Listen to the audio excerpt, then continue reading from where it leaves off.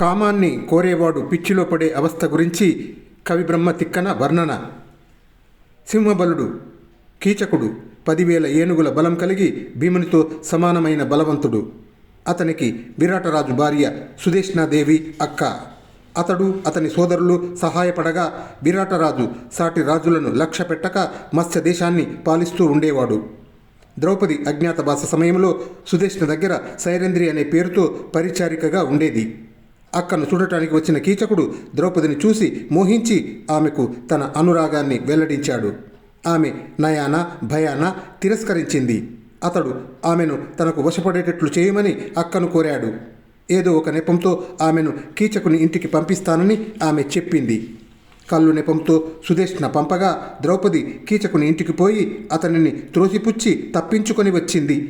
భీముని సలహాపై ఆ మర్నాడు అతడి కోరికకు సమ్మతించినట్లు నటించి నర్తనశాలకు రాత్రి రమ్మని ద్రౌపది కీచకుడిని కోరింది.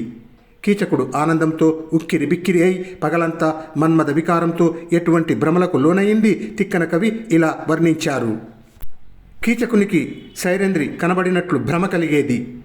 అప్పుడు అతను ఆమెను పట్టుకోవాలని ప్రయత్నించి ఆమె కనబడకపోవడంతో దిగ్భ్రాంతి పొందేవాడు.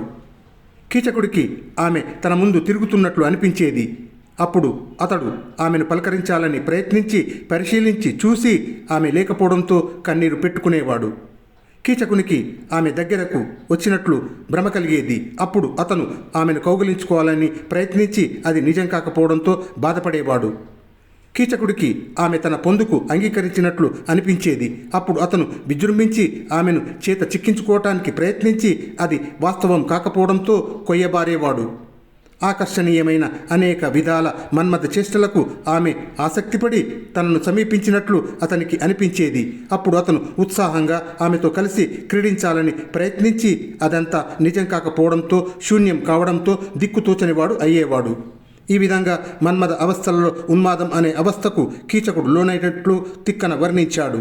ఈ కోరిక కేవలం భ్రాంతితోనే ముగుస్తుంది.